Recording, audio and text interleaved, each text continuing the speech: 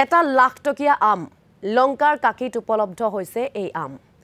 কাকি পদুমপুখুৰীৰ CRPF জোৱান চতুঘ্ন মুখিয়া নামৰ জোৱানজনৰ ঘৰত এই লাখ টকীয়া আমৰ সোৱাদ লবলৈ ভিৰ গাঁওবাসীৰ জাপানী প্ৰজাতিৰ আম পুলিটোৰ নাম এগ অফ দ্য সান কেইবা বছৰ পূৰ্বে জোৱানজনে ৰোপণ কৰিছিল এই আমৰ পুলিটো এগ অফ দ্য সান প্ৰজাতিৰ এই আমক লৈ এতিয়া ব্যাপক চৰ্চা চলিছে কাকিৰ লগতে দাঁতি কাষৰীয়া এলেকাসমূহত আৰু আমাৰ কিছু পৰিৱেশ দেখুৱাব আমাৰ সাংবাদিক সঞ্জীৱ হত্যা বিশেষ আম এই আমজোপা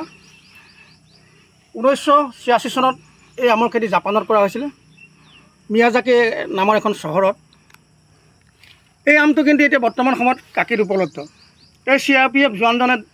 প্ৰায় 4 বছৰ পূৰ্বে এই আমৰ প্ৰজাতিটো কলিকতাৰ পৰা আনিছিল 1500 টকা এটা পুলি বুলি তেওঁ কৈছিলে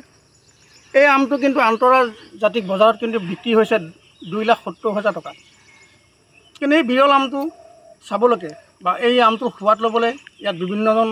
লোক উপস্থিত হৈছে গাঁৱৰ মানুহ আহে এই এটা কথা ক'ব লাগিব এই আমটো কিন্তু তেখেতসকলে এতিয়ালৈকে বিক্ৰী কৰা নাই আমি পোনে পোনে শতুঘ্ন মুখীয়া পৰিয়ালৰ লোকে কি ক'ব এই আম পুলিটো কিমান চনত আনিছে তেওঁ কেইবছৰ আজি 4 বছৰ হৈ গ'ল প্ৰায় প্ৰথমতে আপোনাৰ ছাতৰ ওপৰত লগাইছিলে তাত এটা লাগিছিলে কিন্তু এবাৰ ইয়াত আপোনাৰ 14টা লাগিছিলে তাৰে চতুৰ্ধৰ মুখীয়ালৈকে 5টা পঠাই দিয়া হ'ল তেখেতে বৰ্তমান ডিউটিত আছে ঘৰত গাঁৱৰ ৰাইজক খুৱাইছে গাঁৱৰ ৰাইজকো সিবাৰো খোৱালোঁ আজি বৰ্তমান কাটি এটা গাঁৱৰ ৰাইজকো খুৱাইছোঁ আমটো আমি চাই আছোঁ কেনে লাগিছে আপোনাৰ এনেকুৱা ভালেই লাগিছিল ৰাইজে চাবলৈ আহে খাবলৈ আহে আহে খাবলৈ দিছে নাই দিছোঁ সঞ্জীৱ হত্যা এই মুহূৰ্তত আমাৰ ধন্যবাদ জ্ঞাপন কৰিছোঁ